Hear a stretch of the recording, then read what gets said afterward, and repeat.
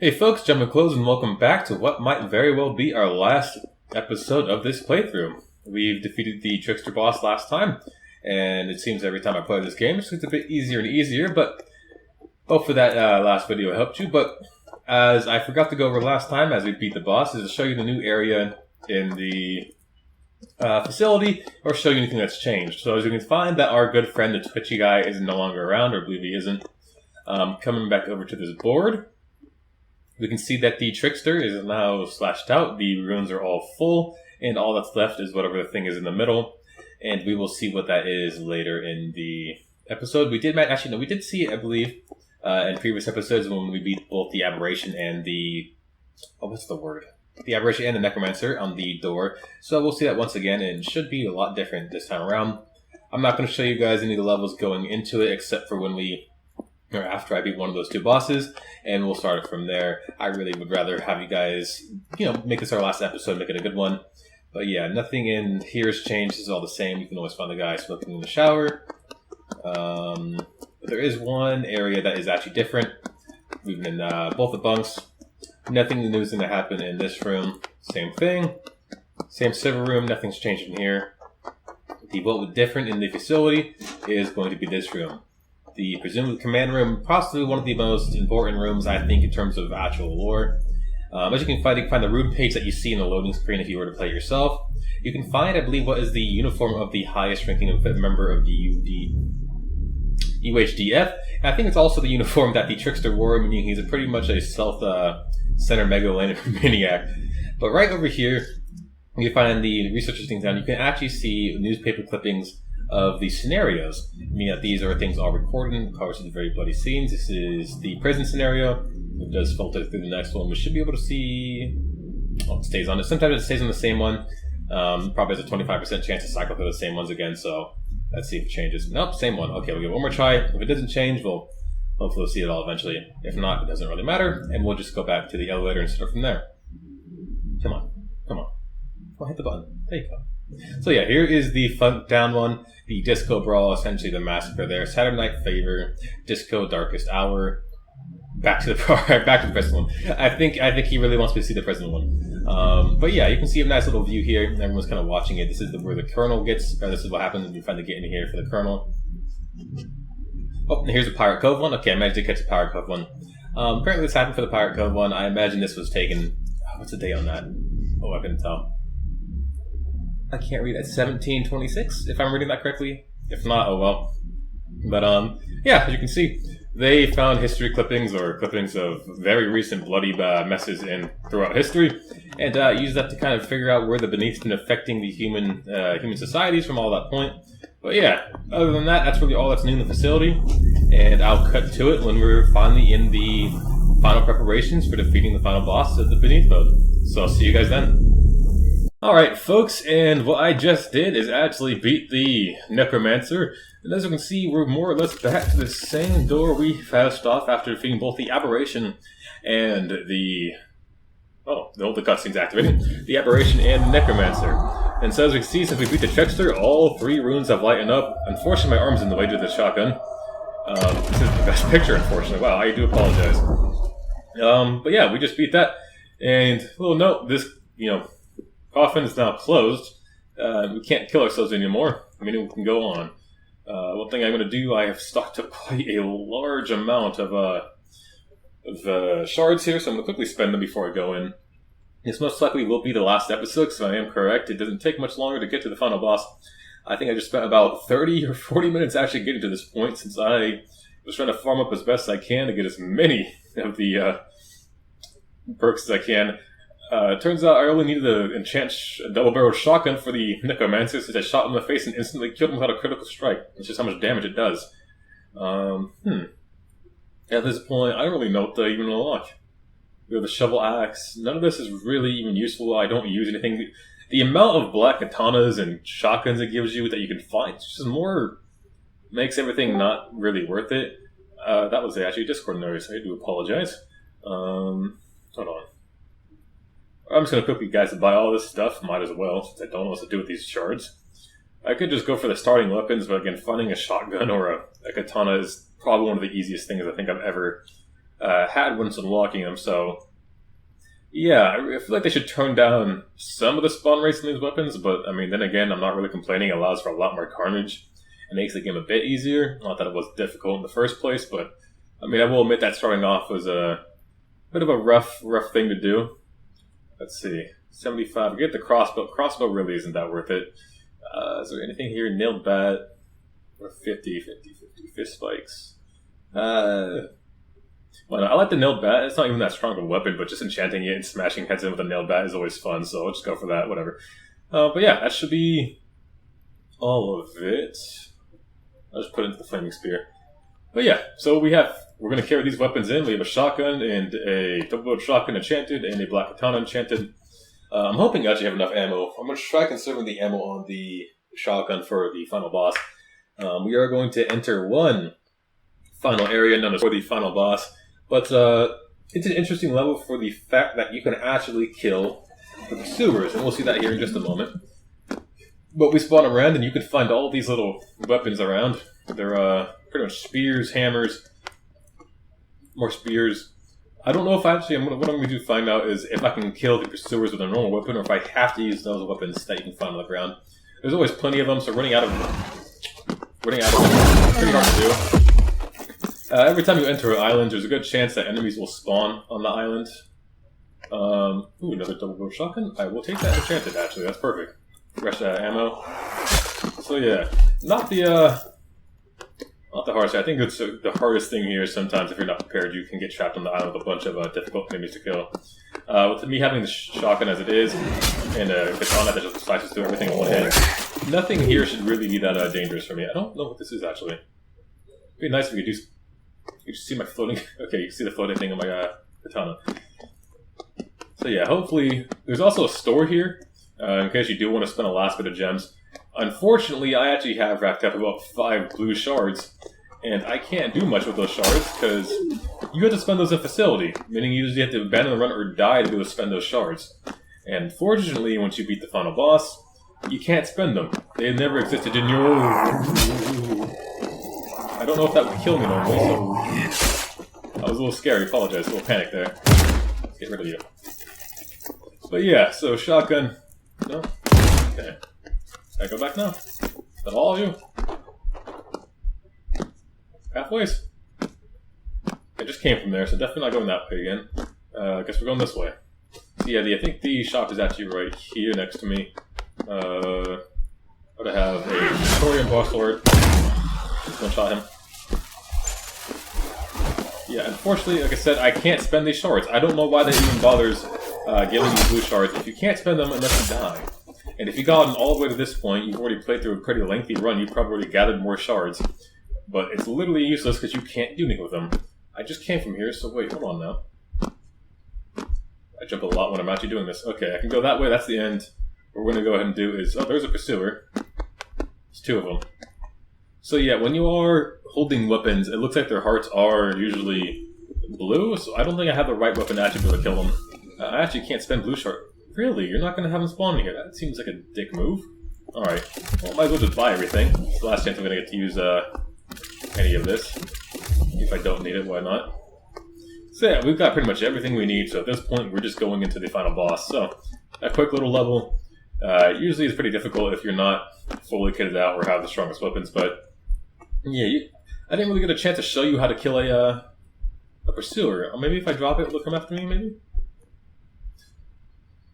Oh, there's a pursuer coming from that direction. I can't quite see him. I'd like to show you that you can kill a pursuer. Unfortunately, I don't think I'm going to get the chance, because I really wouldn't want to wait here for 5 minutes, because they do move slowly. It doesn't seem they're chasing me, yeah, so I'm just not going to go and do it. I apologize, but pursuers can actually be killed on this level. I don't know if it needs a normal weapon, or if you need one of those orange weapons, but yeah. Let's go right into it, and once you walk through here, you get sent to the next area. And we're going to find what the final boss is now, and like I said before in the last episode, we're going to see just how tough he really is, and well, I'll let you make up your own conclusions from the boss fight, and I'm going to feel like a very sore loser if I actually do somehow manage to fail the boss fight. But yeah, it's raining blood as you get closer, and you can see the wonderful beam that shoots up into the sky. But yeah, so we're going to start it. Not much else to say. A little run, long-ass run down here. the path disappears behind you, so you can kind of get the idea that this is a one-way trip at the very end of it. The Elder God, the end. Which is an interesting way. Just by the sheer appearance, he looks like the most interesting enemy in all of Beneath. Unfortunately, he's really not that interesting. He's even got the stomping noise, but there's just not much to him. You can't actually see. I like how I've played him like 3 times now, but this is the first time I'm noticing that. This is probably his most dangerous thing. As you can see, I barely have to move to dodge. He kind of constantly spawns these guys, but you can literally kill them with any weapon with one hit. Skeletons are quite useless. I almost pressed Q off of that. I forgot I was in the Brawler class. Yeah, so at this point, you can actually kill him. We'll see maybe if there's a lightning strike, what you can do is actually hurt him for a very split second. And I would like to see if I could actually just kill him without bypassing the other 6 little mini-boss that I have to fight. But I won't get that chance if it doesn't start giving me a lightning strike here. So I'll just keep jumping around, spinning in circles. Really, I can just keep doing this and I won't need much danger. Come on, give me a lightning strike, please. I want to see if it's possible to kill him without actually proceeding to the whole boss fight. Oh, we saw it for a second. Oh. Yeah, we got me the finger. Yeah, we saw it for a split second. You can see his true form. Yeah, he looks like a normal person. Entirely black, but yeah, at this point we're just kind of buying our time for the boss fight. All you have to do is really wait. He goes through a few series of attacks and then just run around. You can kind of see how non-lethal this fight is. You just don't move sometimes, and you can just be just fine. So yeah, all you do is get a bunch of shard lords from here. And again, unfortunately, it does not give you the chance to like actually keep these shards, which I find very disturbing. It's not hard to kill him, so you have a shotgun that's enchanted. It's just one of the easiest boss fights. Even without enchanted shotguns and weapons here, it's just the biggest threats in this boss fight are probably the Crawler. Because he can just kill you. The Pyro, the other boss, the shard lords are very weak. Again, the worst thing that's going to happen is maybe you get caught off guard by maybe one of his abilities if you somehow just aren't paying attention looking away from your screen. I don't know why the game glitches out and constantly reintroduces. Yeah, he does that attack too. It's a very easy line of attack. Oh yeah, we saw his true form again. It looks like they have my shotgun out to react time. He's gonna burst me away. Maybe? What do you do? I don't know what it did.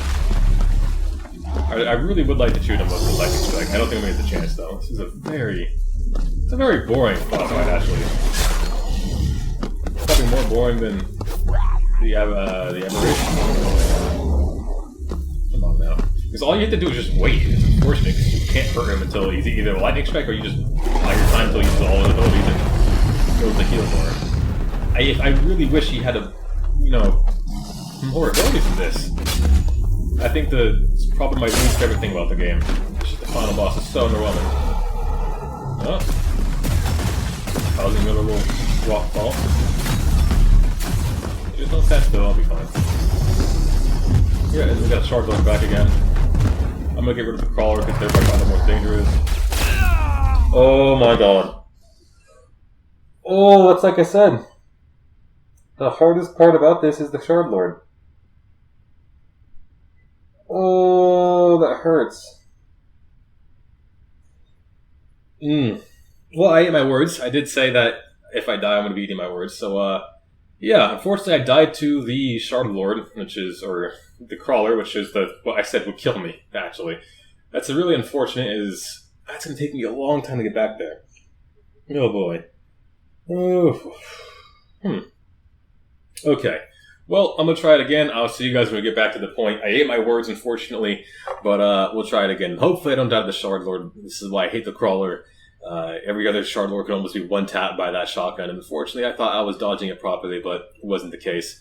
And it one-shot me with the vast amount of health that I had. So, I'll see you guys when we get back to this point, and I really just ate my words, but at least I could actually spend my 8 shards, so that's good.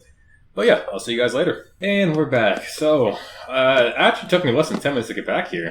Unlike the previous run where I ran all the way through, killing every single enemy until I got to the Necromancer, I pretty much just rushed through the checkpoint, or the shortcut to the Aberration and meet it there. That's weird. But, yeah, so we're back here. I'm very hoping I don't get killed by the Shard Lord again. Again, that's probably the most dangerous of the Shard Lords. That stupid crab. Unfortunately, I don't know who would have killed him. I don't think I'm going to be able to get the timing on the shot right for him here, so I'm going to have to wait until the Shard Lords come out and hopefully just don't mess it up this time. How was that supposed to be threatening? How even the slowest class would have such an easy time to avoid that? It just kind of makes you think it's really dead. Oh, a little rainfall to him.